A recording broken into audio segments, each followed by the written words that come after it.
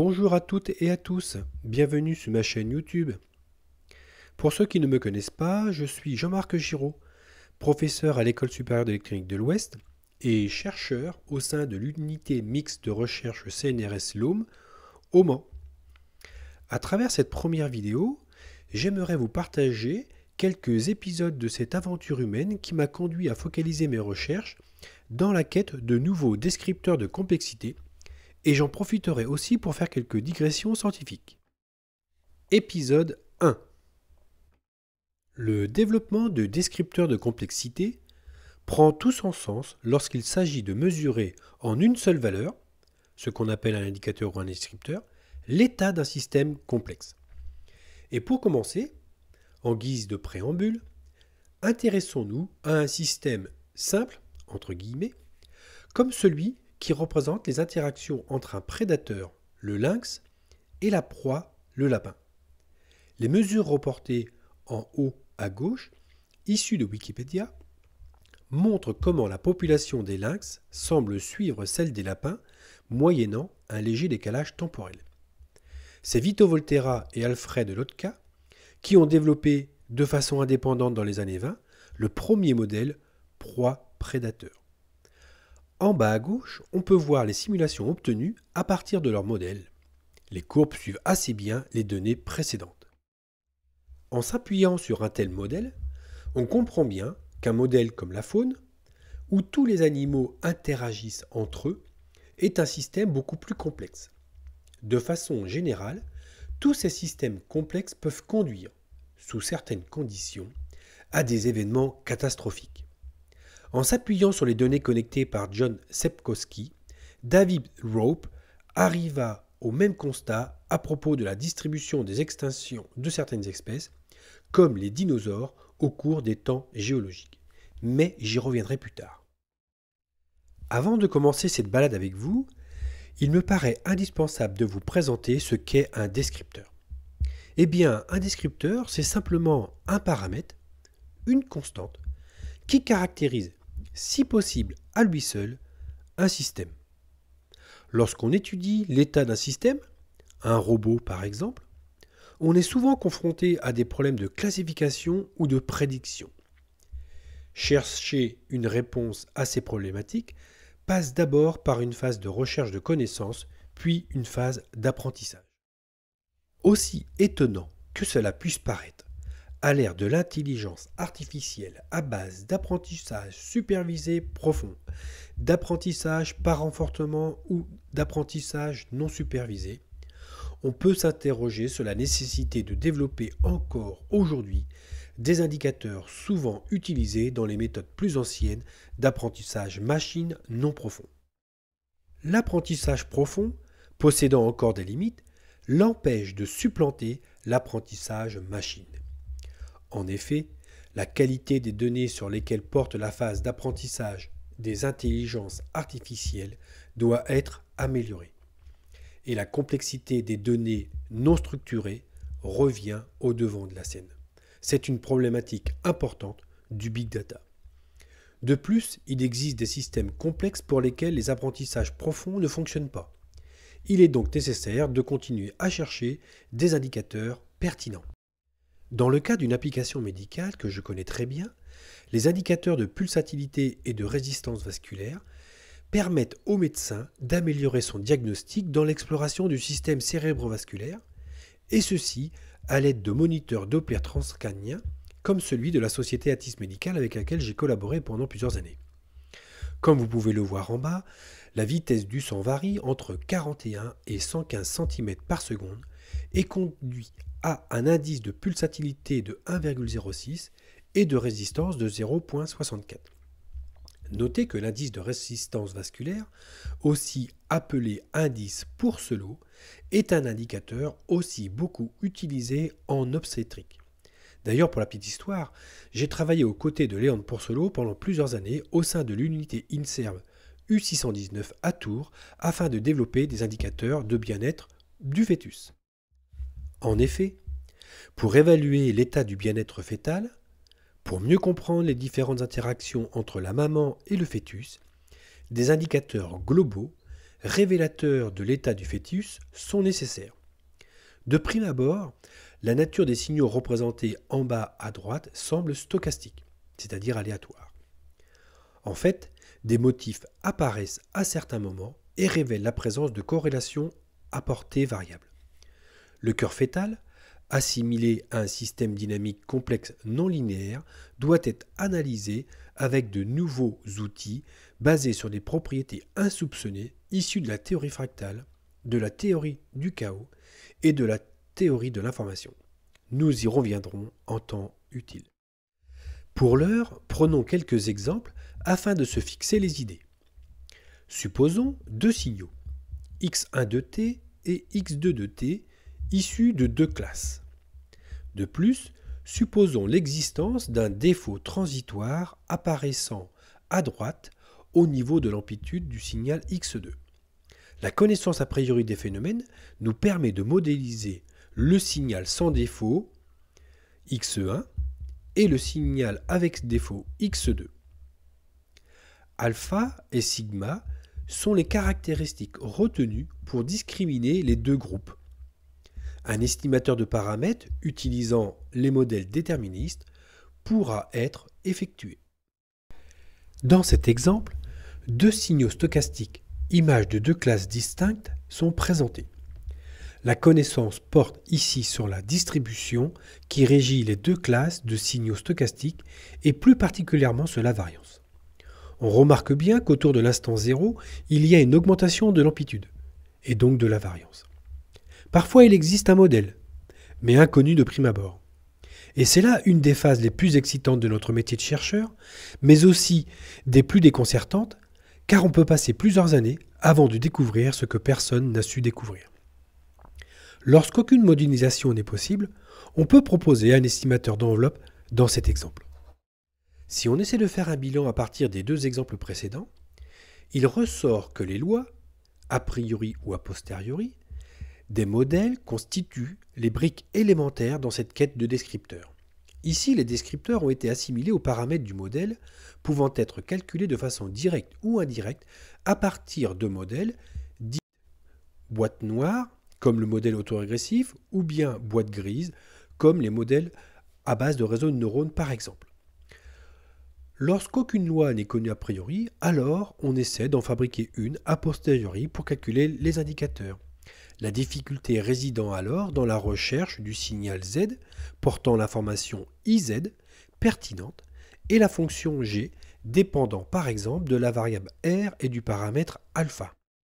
Prenons de suite l'exemple d'une fonction L de R alpha qui représente une loi en puissance que l'on retrouve dans d'innombrables exemples en physique, en chimie, en biologie, en sociologie, etc., etc.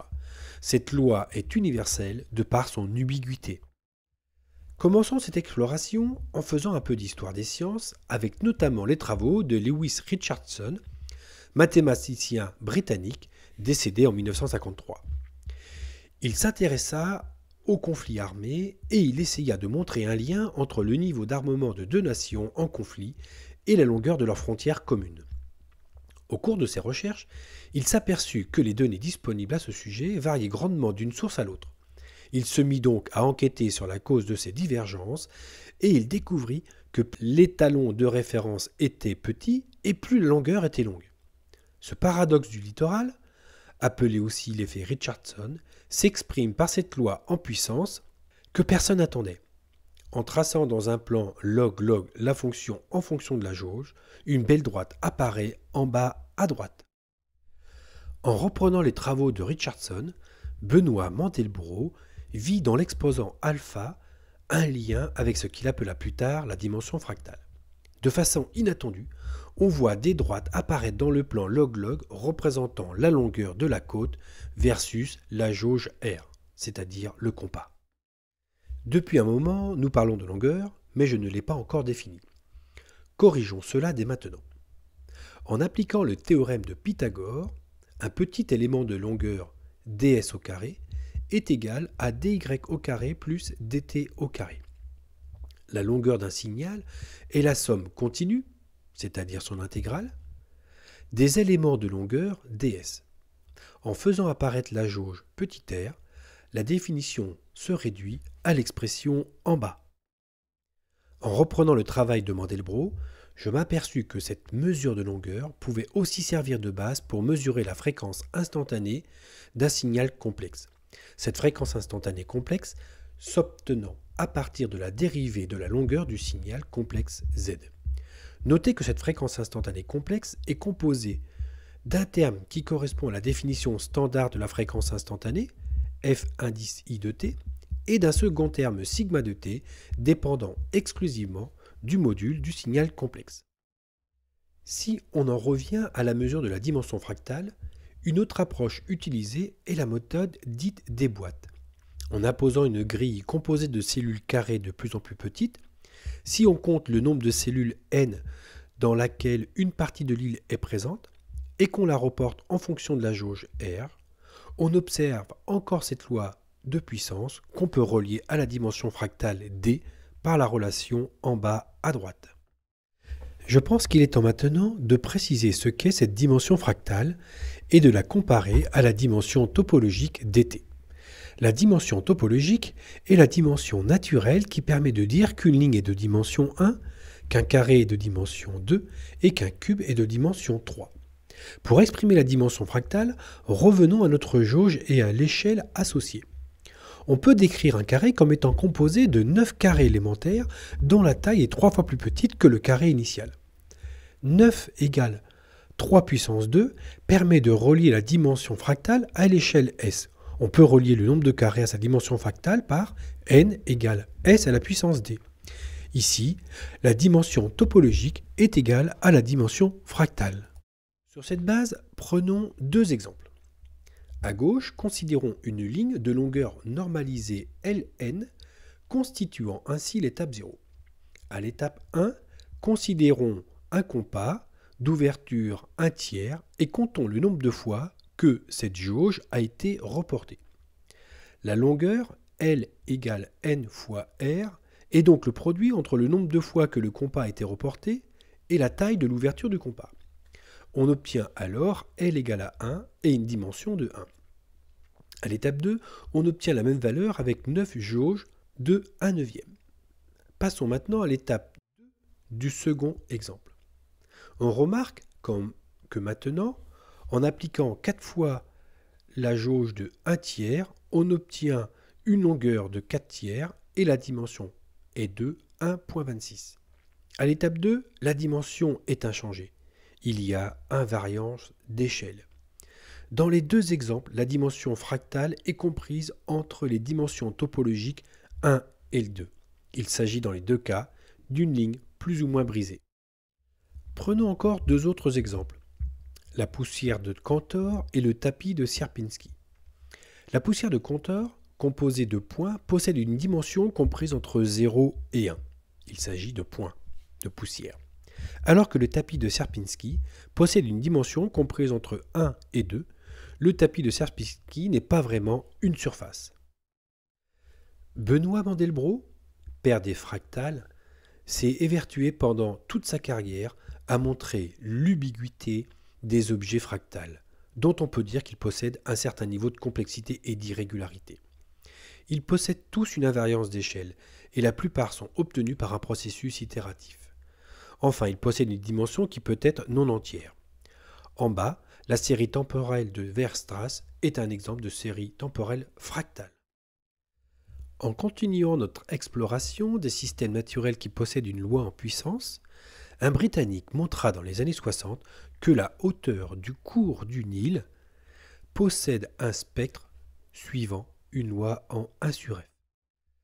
Harold Edwin Hurst montra que le cours du Nil est autosimilaire, c'est-à-dire qui suit une loi du type x de RT égale à R puissance h x de t. Un changement d'échelle via le paramètre R opéré sur le signal x de t donne à un coefficient près sans changement d'échelle. Ce coefficient étant le facteur d'échelle élevé à la puissance h, h étant l'exposant de Hurst. Après quelques calculs, on montre que le spectre d'un signal autosimilaire est en 1 sur f puissance alpha, avec alpha égale 2h plus 1. En s'inspirant de la découverte de Hurst, Benoît Mandelbrot proposa en 1968 un modèle inédit de signaux autosimilaires, les mouvements browniens fractionnaires, B indice H, dont les incréments sont stationnaires et de variance proportionnelle à 2H. Le mouvement brownien découvert par le botaniste Robert Brown lorsqu'il étudia le pollen possède un exposant de Hurst égal à 1,5 et une dimension fractale de 1,5. En 2010, Jean-Marc Giraud et ses collaborateurs montrèrent analytiquement que le filtrage de signaux autosimilaires impacte la dimension fractale des signaux à travers des mesures de longueur. En partant d'un bruit blanc de dimension fractale d égale à 2, on voit en bas à droite l'influence du filtre lorenzien sur ce bruit blanc. On voit plus à droite des spectres avec des pentes qui dépendent du niveau de filtrage. Pour tenter d'expliquer notamment l'écoulement d'un flux turbulent composé d'une multitude de tourbillons, la prise en compte d'une évolution temporelle possible des propriétés mathématiques autosimilaires ici conduisit à la conceptualisation des multifractales. Ici, l'exposant de Hurst devient l'exposant de Hölder. Et oui, encore un H. À droite, on observe bien la propriété d'autosimilarité dans la série temporelle cumulée, en rouge, calculée à partir du signal en bleu multifractal. Cette prise en compte d'effets locaux et globaux peut être mesurée à travers un spectre multifractal dQ et sa fonction de structure QQ. En utilisant la fonction de structure précédente, j'ai pu vérifier et conforter le travail mené par Maria Signorini 6 ans plus tôt sur l'étude du bien-être fœtal. Lorsque Massimo Micci m'invita à Milan en 2015 au Congrès international en ingénierie pour la médecine et la biologie, avec Maria, nous avons pu partager notre émerveillement et stupéfaction face au caractère multifractal observé chez le fœtus sain et monofractal chez le fœtus en souffrance. Il semblerait donc que cette souffrance fœtale limite le nombre de systèmes en interaction, systèmes physiologiques, physico-chimiques, etc., etc. La géométrie fractale, voire multifractale, semble très bien décrire un très grand nombre d'objets issus de la nature. Comme on peut le voir sur les différentes figures, plusieurs niveaux de zoom nous permettent de mieux voir le même motif, c'est l'invariance d'échelle. Toutefois, l'origine de ces propriétés géométriques, s'étendant sur plusieurs échelles, ne peut être expliquée seulement par les lois de la physique opérant localement. Ces systèmes semblent être dans des états stables, précaires, très sensibles à de légères fluctuations, pouvant mener à s'emballer. Ces systèmes, critiques auto-organisés, apportent un nouvel éclairage à l'origine des objets similaires, et c'est l'objet de la prochaine diapositive. Un physicien danois, Per Bak, et ses collaborateurs ont montré à la fin des années 80 que la distribution des tailles d'avalanche des tas de sable suivait une loi en puissance. La thèse qu'ils défendaient proposait une explication simple à l'avènement de phénomènes extrêmes comme la présence inopinée d'avalanches dans l'expérience du tas de sable. Pendant plus d'une décennie, Per Bak s'évertua à montrer que sa théorie des systèmes auto-organisés critiques pouvait expliquer simplement la majorité des phénomènes qui faisaient apparaître une loi en 1 sur F. Comme indiqué en bas à droite, un flot continu de grains de sable est déversé. Comme indiqué en bas à gauche, ces successions d'avalanches de toute taille est observée. Notez ici que ce processus ressemble à une signature auto-similaire. Dans la continuité du travail de Bak et ses collaborateurs, les chercheurs se mirent alors en quête d'expliquer les phénomènes extrêmes, comme par exemple le climat. Si on regarde la concentration en CO2 ou la température sur plus de 800 000 ans, comme indiqué à droite, on observe la présence de phénomènes extrêmes, comme par exemple le passage à l'ère glaciaire. Notez qu'en quelques décennies, cette concentration a atteint en 2020 412,5 ppm, valeur qui a largement dépassé la plus grande valeur atteinte autour de 300 000 ans. Les tremblements de terre, qui correspondent à un relâchement en quelques secondes de tension accumulée pendant des millions d'années, sont des systèmes qui mettent en jeu un très grand nombre de phénomènes interagissant entre eux et évoluent naturellement vers des états critiques très sensibles. À gauche de l'écran, de simples simulations, comme celle d'automates cellulaires, représentant la propagation bidimensionnelle de l'énergie numérique, conduit à un spectre en 1 sur F, comme indiqué en haut à droite, et en bas à droite avec les données réelles. Ces systèmes critiques auto-organisés ne se limitent pas aux sciences dures.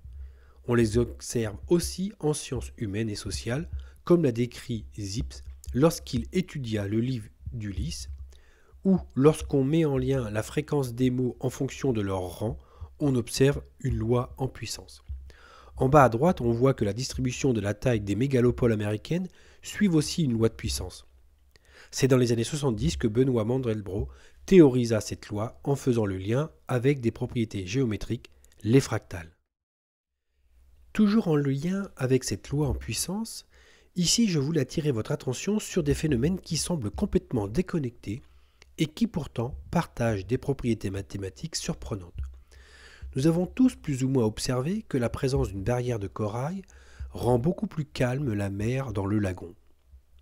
En comprenant les raisons fondamentales et en s'en inspirant, des chercheurs ont pu développer des suspensions de véhicules inédites permettant de s'affranchir de la masse de systèmes, comme c'est le cas d'un avion, dont la masse n'est pas la même au décollage et à l'atterrissage. La modélisation d'une digue poreuse peut s'effectuer en considérant une multitude de cellules élémentaires de tailles différentes. La cellule pouvant être modélisée par une cavité et un conduit, ou bien par un condensateur et une résistance. Nous connaissons déjà ce type de modèle. Il s'agit d'un système d'ordre 1, un filtre passe-bas dont la fonction de transfert est indiquée en bas avec une fréquence de coupure ωi. En choisissant convenablement la fréquence de coupure initiale et les paramètres précédents n et m, on peut considérer que la fonction de transfert globale du système est modélisable par un band filtre. Le comportement fréquentiel obtenu est alors une loi en 1 sur f puissance alpha. Dans le cas où le système est excité par un bruit blanc de densité spectrale égale à 1 ici, avec une seule cellule, c'est-à-dire un simple filtrage passe-bas, un filtre intégrateur par exemple, le bruit obtenu en sortie est un bruit filtré connu sous le nom de mouvement brownien. La pente spectrale est alors de -2. En se rappelant nos cours de signal, nous savons que le spectre de la dérivée énième d'un signal est proportionnel à la fréquence à la puissance n. Pour l'intégrale, c'est l'inverse. Lorsque l'on conçoit un filtre d'ordre 1, nous avons une pente n égale à 2, soit -20 dB par décade. Pour un filtre d'ordre 2, nous avons -40 dB par décade. Pour n égale à 1 égale à alpha, soit pour un ordre de 1,5, on obtient un bruit rose. Pour n égale alpha égale 3,5, soit pour un ordre de 3/4, on a un bruit brownien fractionnaire. On parle alors de dérivée non entière ou fractionnaire. Pour un système à banc de filtre lorenzien excité par un bruit blanc, et en faisant varier la pente alpha, on voit à gauche tout en bas un bruit blanc de dimension fractale d égale à 2, et à droite tout en bas la densité spectrale correspondante, c'est-à-dire une constante. Au fur et à mesure que le degré de la dérivée augmente, on observe à droite des pentes de plus en plus fortes et à gauche des signaux qui sont de plus en plus filtrés. Pour un ordre non entier, la dérivée fractionnaire d-alpha appliquée à un signal est assez simple pour un certain nombre d'exemples comme indiqué ici. Dans le cas d'une fonction polynomiale, on passe d'un rapport de factoriel pour n entier à un rapport de fonction gamma, qui est la fonction continue de la factorielle. Pour d'autres exemples, attention, la dérivée non entière doit être utilisée avec précaution car certaines propriétés ne sont plus conservées. Pour mieux comprendre la dérivée non entière, à gauche, prenons l'exemple d'une hyperbole x à la puissance 3, représentée en magenta, une parabole x au carré, représentée en rouge, une droite x en vert et une constante en cyan. À droite, les polynômes obtenus en couleur cyan par dérivée non entière montrent comment on passe de façon continue de l'hyperbole à la parabole, à la droite, à la constante. Observer la nature et s'interroger sur les lois fondamentales est très fructueux et fait émerger de nouveaux concepts comme la dérivée non entière découverte par Joseph Liouville et la commande robuste par dérivée non entière découverte par Alain Oustalou. D'ailleurs, pour la petite histoire, j'ai eu la chance de rencontrer Alain Oustalou lorsqu'il est venu à l'ESEO pour la soutenance de l'habilitation à diriger les recherches de Christina Morel. Pour clore ce premier épisode, je voulais vous partager une réflexion.